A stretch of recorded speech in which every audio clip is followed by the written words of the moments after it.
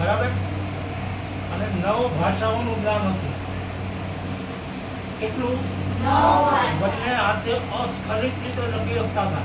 ગુજરાતીનું પણ જ્ઞાન હતું, બોલી શકતા, લખી શકતા હતા. બરાબર. અને 65 વિષયોમાં માસ્ટરી હતી.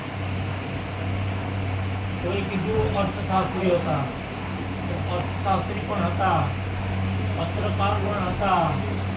પછી પીએચડી કીધું ને ડૉક્ટર, તો ડૉક્ટર પેલા ઇન્જેક્શન મારે એ ડૉક્ટર નહીં, પણ ડૉક્ટર ઓફ ફિલોસોફી, એટલે કે ફિલોસોફર. બરાબર. તો આવી અનેક ડિગ્રીઓ ડૉક્ટર બાબા સાહેબ આંબેડકર પાસે હતી. સૌ પ્રથમ 1919માં એને અહીંયા અમેરિકાથી એક કમિશન આવ્યું કે ભારતને આઝાદી, લોધિયન કમિશન. તો ભારતને આઝાદી દેવી તો કઈ રીતે દેવી, અને ધીમે ધીમે લોકોના હાથમાં સત્તા કઈ રીતે આપવી. તો 1919માં 27 વર્ષની ઉંમરે એણે પોતાની જાહેર જીવનની કારકિર્દી શરૂ કરી. અને ધીમે ધીમે ધીમે ધીમે ધીમે શરૂ કરતા પોતે 5 અખબારો પણ શરૂ કર્યા.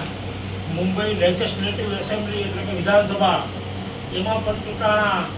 સરકારની અંદર એ વખતે ગવર્મેન્ટ હતી અંગ્રેજોની, એમાં પણ એ મજૂર મંત્રી તરીકે રહ્યા.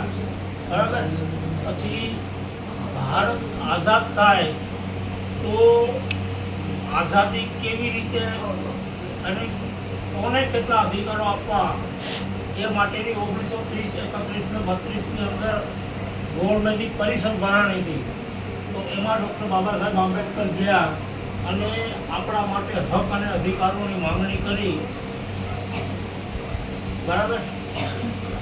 તો આવી અનેક લડાઈઓ લડી અને જે ભાઈએ કીધું કે ડૉક્ટર બાબા સાહેબ આપણા માટે સંવિધાન કર્યું.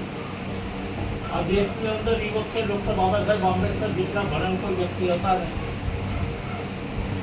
ભારત આઝાદ થયું ત્યાર પહેલા સંવિધાન બનાવવાની પ્રક્રિયા શરૂ થઈ ગઈ હતી. 1946 9 ડિસેમ્બરથી એક સંવિધાન સભા બની અને એની અંદર અલગ અલગ કમિટીઓ બની. એક કમિટીઓમાંની એક મુસદ્દા સમિતિ હતી અને એ મુસદ્દા સમિતિમાં 7 સભ્યો હતા.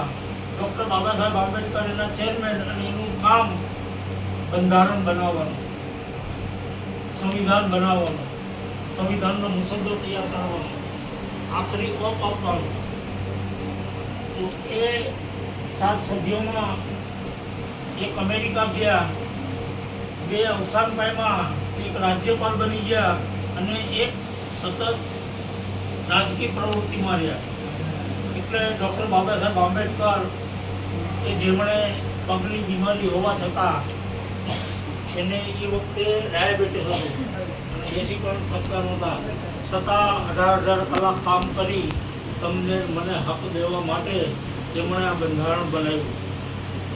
બરાબર. તો આ બંધારણ તમારે મારે જાણવું જરૂરી છે.